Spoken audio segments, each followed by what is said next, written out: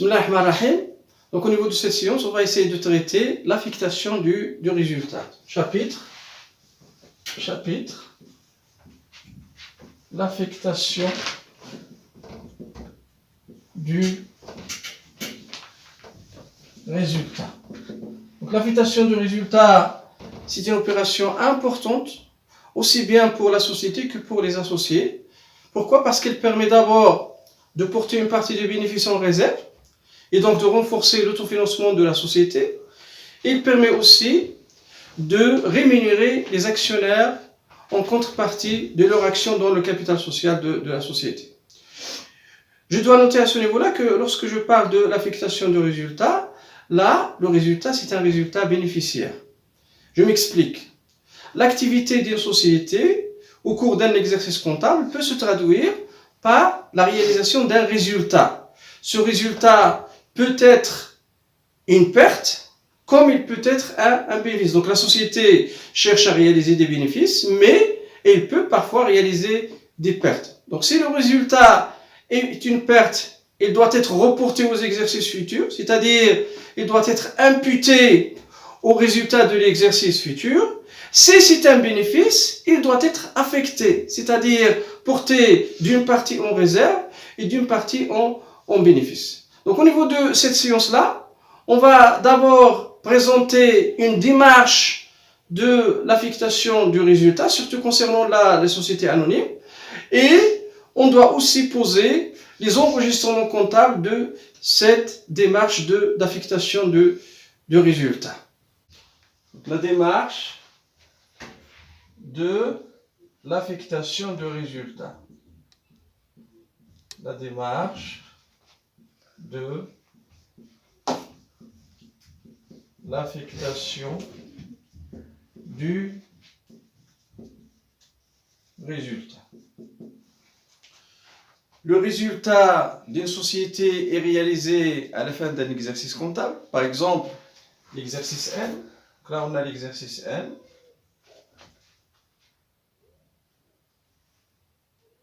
Exercice N. Et là, vous avez exercice N plus 1. Donc, à la fin de l'exercice N, là, au 31-12, une société a réalisé un résultat net. Là, vous avez le résultat net. Résultat net. Le 1-1, l'exercice N plus 1, ce résultat net est viré au résultat net en instance d'affectation. Donc là, vous avez là, virement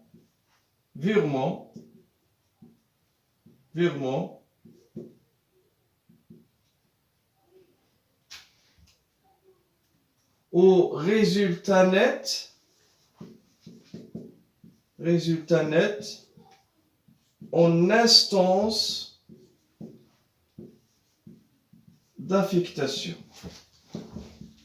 Ce résultat net est viré au résultat net en instance d'affectation jusqu'à la date de la tenue de l'Assemblée générale.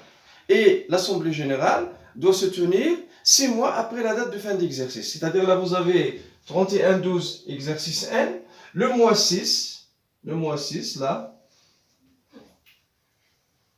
vous avez la date de la tenue de l'Assemblée générale ordinaire. Donc, si le résultat net viré au résultat net en instance d'affectation est négatif, c'est-à-dire si c'est une perte, l'Assemblée générale va virer cette perte au début du compte report à nouveau. Si ce résultat net est positif, c'est-à-dire c'est un bénéfice, l'Assemblée générale va approuver le projet d'affectation effectué par soit le conseil d'administration pour la société anonyme, soit par le gérant pour la société à responsabilité limitée ou bien pour la société en nom collectif. Donc, l'Assemblée générale va introduire des décisions telles que la dotation de la réserve facultative ou bien la détermination de superdividendes, et va aussi fixer la date de distribution de dividendes, et elle va approuver ce projet d'affectation présenté, soit comme je l'ai dit, par le conseil d'administration ou bien par le gérant selon le statut de la société. Donc, société anonyme, conseil d'administration, société à responsabilité limitée ou bien société non collective, le gérant. Donc, le projet, l'affectation de résultat, il est influencé par 3 éléments. L'affectation de résultat, l'affectation du résultat est influencé par les dispositions légales,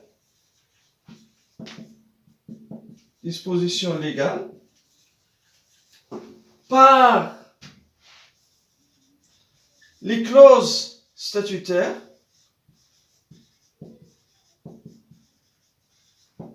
et par les décisions de l'Assemblée générale ordinaire. Donc, 3 éléments influencent cette affectation de résultat. D'abord, vous avez la loi, l'influence de la loi. Vous avez l'influence des statuts et l'influence de l'Assemblée générale ordinaire. Donc, maintenant, on va présenter cette démarche d'affectation de résultat. Donc, je vais effacer cette partie-là.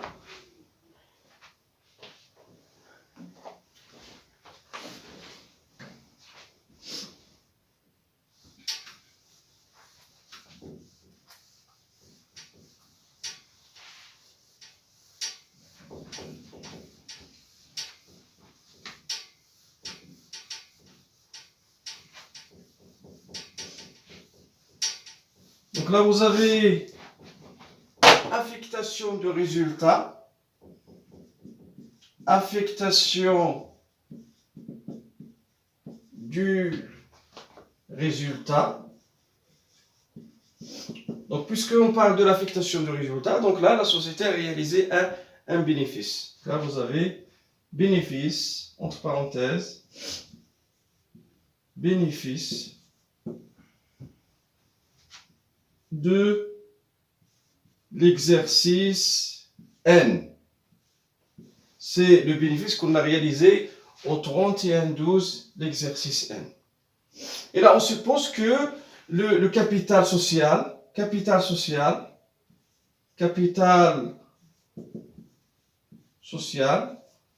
est composé des actions ordinaires. Donc, on cherche à affecter ou bien à répartir le bénéfice net. Donc là, vous avez bénéfice net.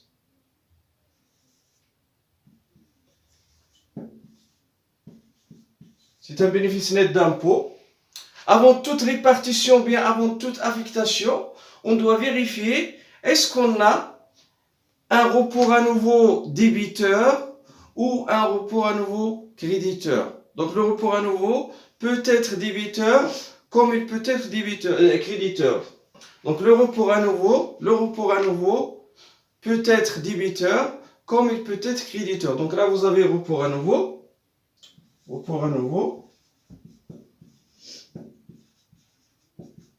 Il peut être débiteur. Et dans ce cas-là, qu'est-ce qu'il représente? Il représente des pertes des exercices antérieurs, ou bien de l'exercice antérieur. Des pertes des exercices antérieurs. Dans ce cas-là, on parle de report à nouveau débiteur. Et au niveau du bilan, au 31/12, ce report à nouveau, il est enregistré ou bien il est précédé de signe moins. Hein? Le report à nouveau peut être aussi créditeur. Donc là, vous avez créditeur. C'est-à-dire là, il est positif. Débiteur, il est négatif. Et donc là, qu'est-ce qu'il représente? Une partie de bénéfices non affectés. Non non affectée. C'est-à-dire une partie qui reste après l'affectation du bénéfice. Et dans ce cas-là, on parle de pour un nouveau créditeur. Il est enregistré au bilan. Il se présente au niveau du bilan précédé de SIM+. Pour un nouveau débiteur, il se présente au bilan de fin d'exercice précédé de SIM-. Et dans ce cas, il représente quoi? Il représente les pertes de l'exercice antérieur ou bien des exercices antérieurs. Donc, avant de toute affectation de résultat, qu'est-ce qu'on doit vérifier? Est-ce qu'on a un report à nouveau débiteur? C'est-à-dire, est-ce qu'on a des pertes de l'exercice antérieur? Donc, toute affectation de résultat va d'abord déduire ces pertes de l'exercice précédent. C'est la raison pour laquelle, donc, au niveau de l'affectation de résultat, on doit d'abord déduire s'il existe, le report à nouveau débiteur. Donc, je vais effacer là. Donc, moins, report à nouveau, débiteur de l'exercice N-1. De l'exercice N-1. Donc là, je vais mettre entre parenthèses N-1. Donc, bénéfice net, moins report à nouveau débiteur N-1, s'il existe. Donc, s'il existe. Par la suite, donc une fois, si ce report débiteur existe, on va le déduire. Sinon, on va déduire directement, ou bien on va affecter une partie du bénéfice à la réserve légale. Donc là, vous avez moins réserve légale.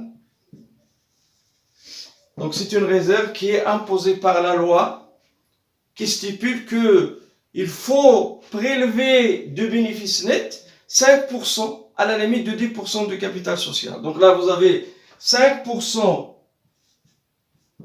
du bénéfice à la limite 5% de bénéfice net à la limite de 10% du capital social. 10% du capital social. Donc cette limite de 10% concerne les sociétés anonymes et concerne aussi les sociétés à responsabilité limitée. Concernant les sociétés en non collectif, cette limite va jusqu'à 20%. Donc 10% pour les sociétés anonymes et les sociétés à responsabilité limitée et 20% pour les sociétés en non collectif. Donc je répète, là, vous avez la dotation de la réserve légale qui représente 5% de bénéfice net à la limite de 10% du capital social. Donc la réserve légale, elle est imposée par la loi. Puis vous avez, maintenant on va passer au statut. Donc on a dit que l'affectation de résultats, elle est influencée par la loi, puis par les statuts, et enfin par l'Assemblée générale. Donc là vous avez moins, qu'on appelle l'intérêt statutaire. Intérêt statutaire, on l'appelle aussi le premier dividende ou premier dividende. Cet intérêt statutaire ou bien ce premier dividende est calculé sur le capital libéré non remboursé. Calculé sur le capital libéré et non remboursé. Donc ça concerne l'intérêt statutaire. Puis vous avez par la suite la dotation, donc moins, qu'on appelle la réserve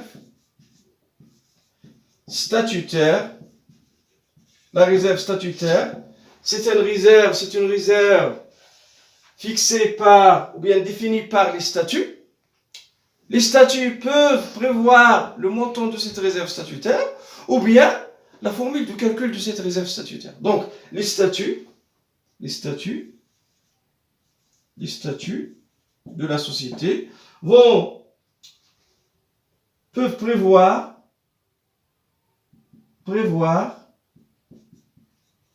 le montant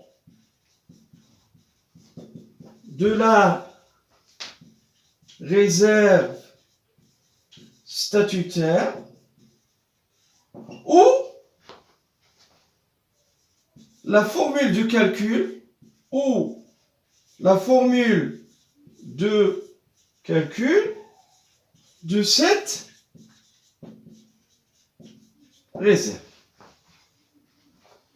Donc je répète, donc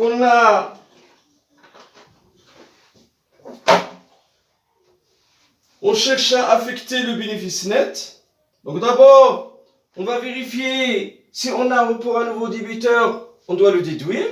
Puis on a la dotation de la réserve légale, 5% de bénéfice net à la limite de 10% du capital social. On va déduire l'intérêt statutaire ou bien le premier dividende qui est calculé sur le capital libéré et non remboursé. Puis vous avez la dotation de la réserve statutaire qui est fixée par ou bien déterminée par les statuts, qui peut prévoir le montant de cette réserve statutaire ou bien la formule de calcul de cette réserve. Puis vous avez la dotation de la réserve facultative. Donc là, vous avez moins réserve facultative. Donc, la réserve facultative, elle est facultative au regard de la loi et des statuts, mais elle est nécessaire. Pourquoi? Parce qu'elle permet de renforcer l'autofinancement de la société. Et cette réserve facultative, elle est décidée lors de l'Assemblée générale. C'est-à-dire c'est l'Assemblée générale ordinaire qui fixe cette réserve facultative. Donc décidée par l'Assemblée générale ordinaire. Donc, une fois on a donc affecté la réserve légale, affecté à l'intérêt statutaire, affecté à la réserve facultative, là, on va ajouter, s'il existe, on va ajouter le report à nouveau de l'exercice N-1. Donc là, vous avez plus report à nouveau de N-1. Report à nouveau créditeur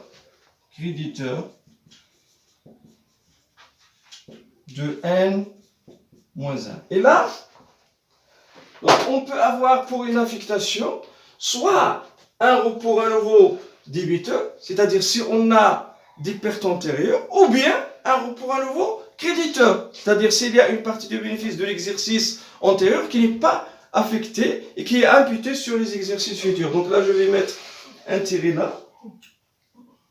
Donc je vais mettre là où, c'est-à-dire soit on a au niveau d'une affectation, soit on a un report à nouveau débiteur, ou bien un report à nouveau créditeur. On ne peut pas avoir pour les deux au niveau d'une affectation. Parce qu'un résultat peut se traduire par un bénéfice ou bien par une perte. Donc si c'est une perte, il est enregistré ou bien il est viré, comme je l'ai dit auparavant, au début du compte report à nouveau. Et là, on parle de report à nouveau débiteur. Si c'est une partie de bénéfice non affecté, il est enregistré au crédit du compte report à nouveau. Et dans ce cas-là, c'est un report à nouveau qui est créditeur. Donc là, après après avoir ajouté l'euro pour un nouveau créditeur, là, l'euro pour un nouveau créditeur, on va fixer, ou bien l'Assemblée générale va fixer, ou bien va déterminer ce qu'on appelle le super dividende. Là, vous avez le super détermination, hein, donc moins le super dividende. Le super dividende, il est déterminé par l'Assemblée générale ordinaire et il est calculé sur la totalité de capital, qu'il soit libéré ou non. Donc calculé sur la totalité du capital libéré ou non. Donc s'il y a une partie qui reste après toute cette affectation, donc c'est cette partie, on l'appelle report à nouveau.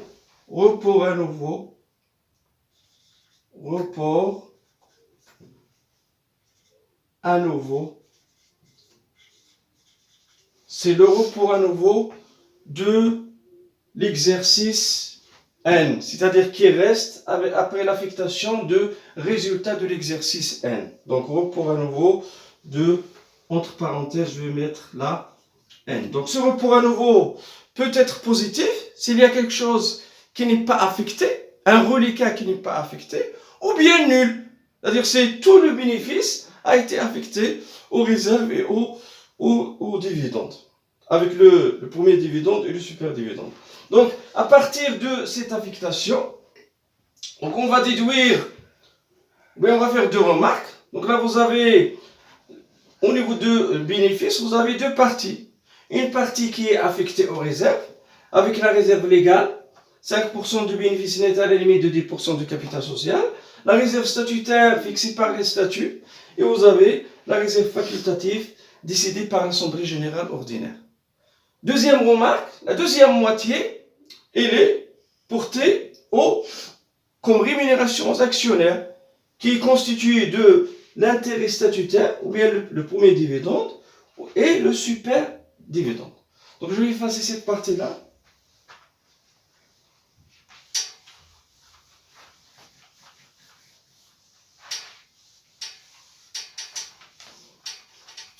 Donc là, on a les réserves. Et là, on a réserve légale, imposée par la loi. C'est 5% de bénéfice à la limite 10% de capital social. Puis vous avez réserve statutaire, fixée par les statuts. Et vous avez réserve facultative, décidée par l'Assemblée générale ordinaire. Puis vous avez les dividendes. Donc là, vous avez les dividendes, c'est la rémunération des actionnaires, des associés. Donc, on a intérêt statutaire,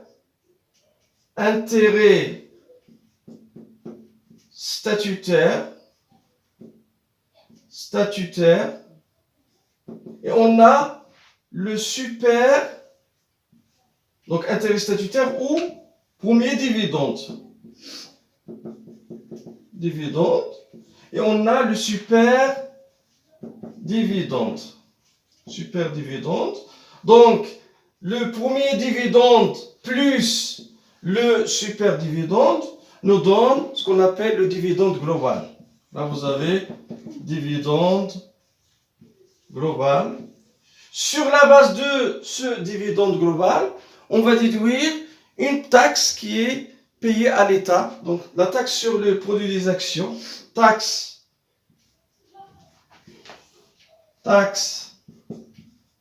sur les produits des actions,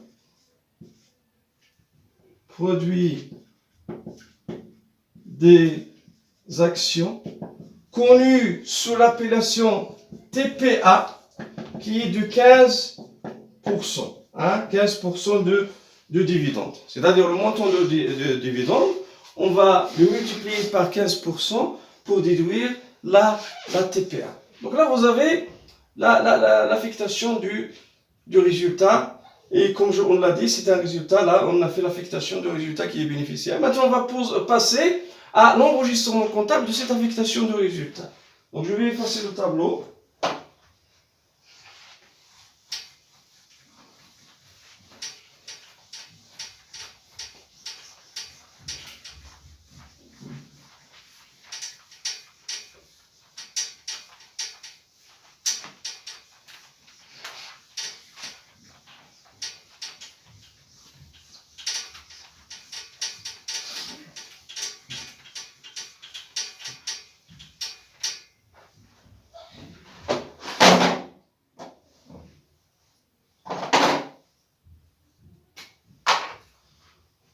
Donc, enregistrement comptable.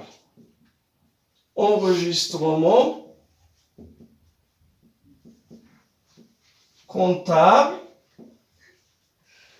de l'affectation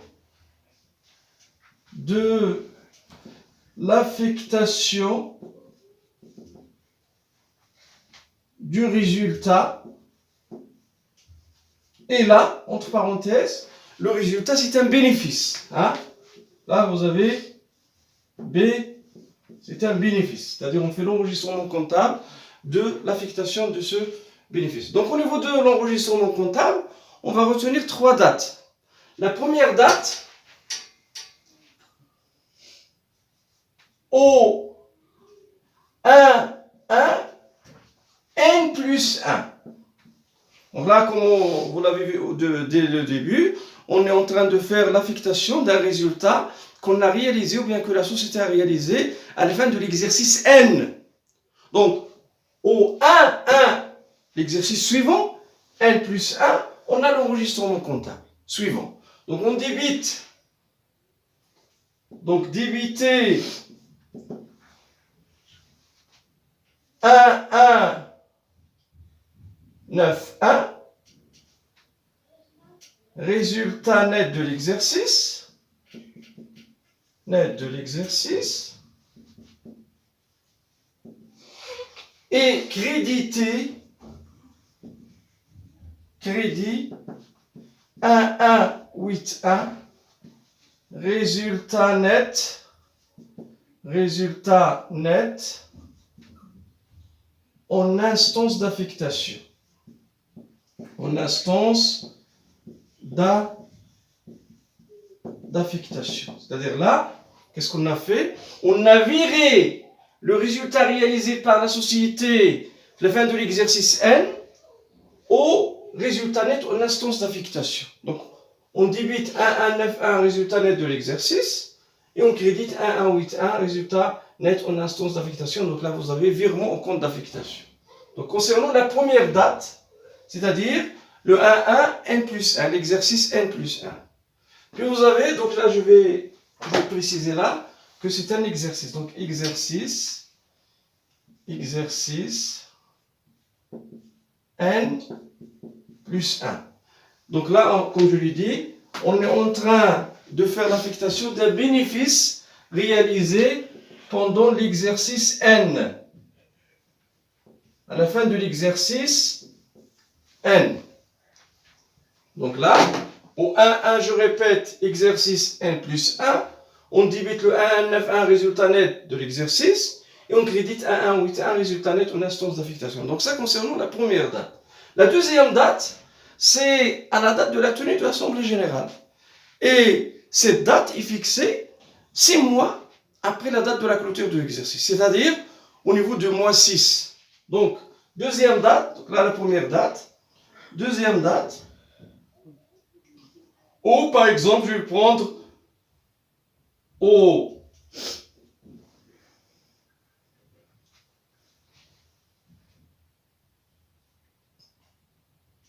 je vais le poser à la fin, à la fin. Donc au 30, par exemple, au 30, 6, exercice N plus 1, c'est la date de la tenue de l'Assemblée générale, donc entre parenthèses, date de la tenue de l'Assemblée générale ordinaire.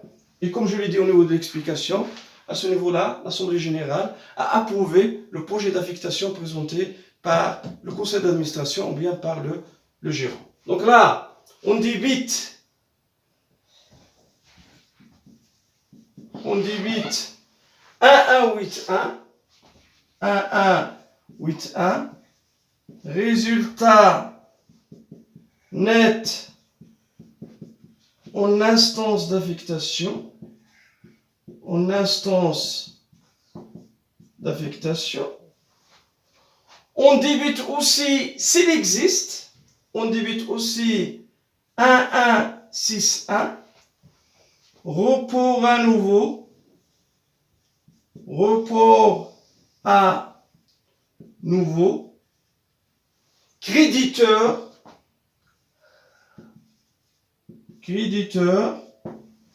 s'il existe, s'il existe, ça concerne une partie de bénéfice sans affectation de N-1, de l'exercice N-1. Donc, report à nouveau créditeur, s'il existe de N-1, s'il existe. Donc, s'il existe. Qu'est-ce qu'on crédite? Là, s'il existe, entre parenthèses, s'il existe. Qu'est-ce qu'on crédite? D'abord, si on n'a pas un report à nouveau créditeur, mais on a un report à nouveau qui est débiteur. C'est-à-dire on n'a pas une partie de bénéfice sans affectation, mais on a une perte des exercices antérieurs. Donc dans ce cas-là, on va créditer le 1169 report à nouveau débiteur de N-1 s'il existe. Je répète, on ne peut pas avoir les deux. Soit on a un report à nouveau créditeur, c'est-à-dire une partie de bénéfice sans affectation, ou bien un report à nouveau débiteur, c'est-à-dire une perte de l'exercice antérieur. Donc là, on a débité, je répète, là en rouge, marqué en rouge, on a débité 1181, résultat net en instance d'affectation. On a débité 1161, report à nouveau créditeur de N-1 s'il existe. Et là, on a crédité 1169, report à nouveau débiteur de N-1 s'il existe. Et on crédite aussi 1140, réserve légale. On crédite 1151, réserve statutaire. Et on crédite 1152, réserve facultative. Puis le dividende global qu'on a déterminé, c'est la somme entre le premier dividende et le super dividende. Il est enregistré au crédit de compte 4465, associé dividende à payer. Dividende à payer. Ici, après l'affectation du résultat, on a une partie de bénéfice sans affectation. C'est le report à nouveau créditeur final qu'on a déterminé au niveau de l'affectation qu'on a posée. Dans ce cas-là, on va créditer le 1161, report à nouveau créditeur de l'exercice N. De l'exercice N. Donc là, vous avez l'enregistrement comptable effectué à la date de la tenue de l'Assemblée générale ordinaire. Donc on débite 1181 résultat net en instance d'affectation. On débite 1161 pour un nouveau créditeur de N-1 s'il existe. On crédite le 1169 pour un nouveau débiteur de N-1 s'il existe.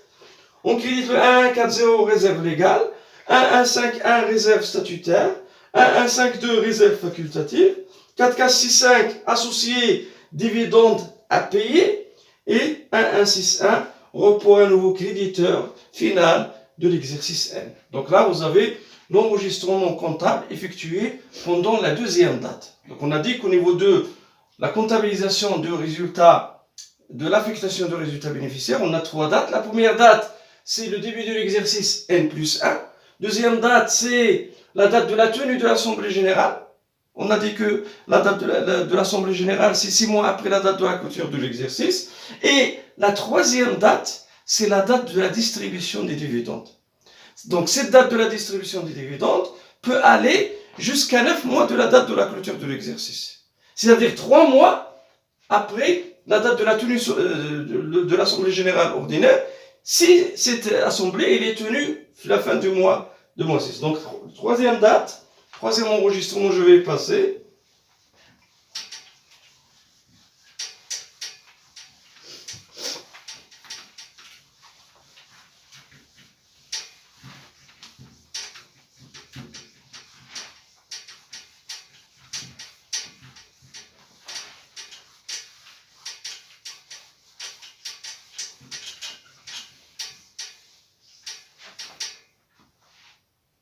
Donc la date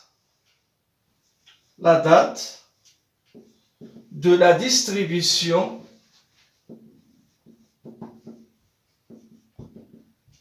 des dividendes. Et comme je l'ai dit, c'est au niveau du mois 9. Hein? Donc entre parenthèses, le mois 9, N plus 1 de l'exercice N plus 1. Donc qu'est-ce qu'on débite là? Débit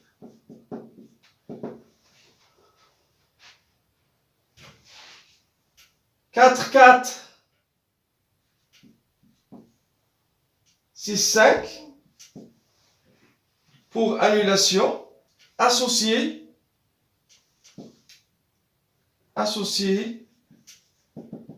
dividende à payer et on crédit 4457 état impôts et taxes à payer pour la TPA qui est de 15% des dividendes et on crédite 5141 la banque. Donc là, vous avez l'enregistrement comptable de la distribution des dividendes. Donc ces 3 dates, ces 3 enregistrements comptables, lorsque on fait l'affectation d'un résultat bénéficiaire.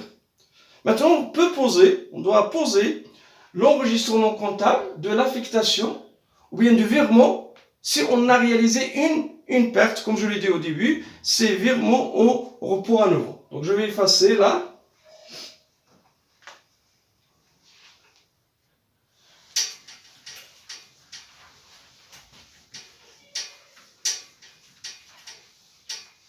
Donc là, vous avez enregistrement comptable de l'affectation du résultat, affectation entre parenthèses, parce que là, on a une perte. Et là, vous posez une perte. Donc, au niveau de l'exercice N, on n'a pas réalisé un bénéfice, mais on a réalisé une perte. Donc, s'il y a une perte, on a 2 dates. On va retenir 2 dates pour l'enregistrement comptable.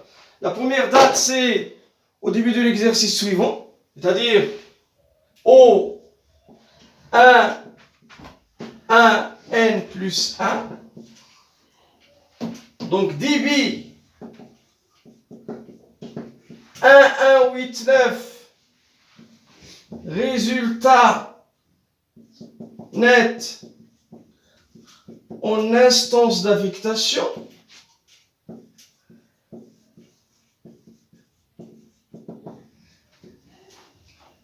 on a débité le 1189 résultat net en instance d'affectation et on crédite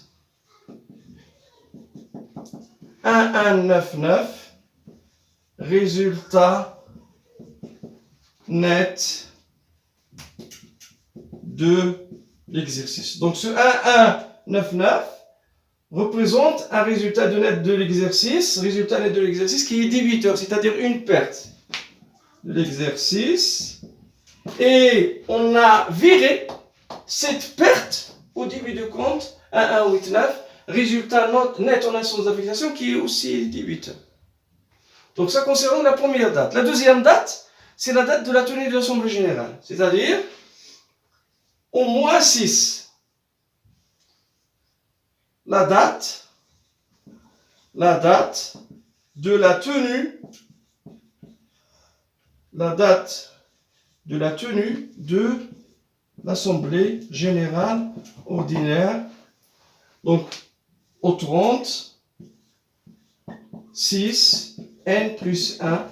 Donc là, on va virer ce résultat net en instance d'affectation, débiteur, au report à nouveau débiteur. Donc on débite 1169, report à nouveau, et on crédite pour annulation 1189, résultat net en instance d'affectation. Donc là, vous avez l'enregistrement comptable d'affectation.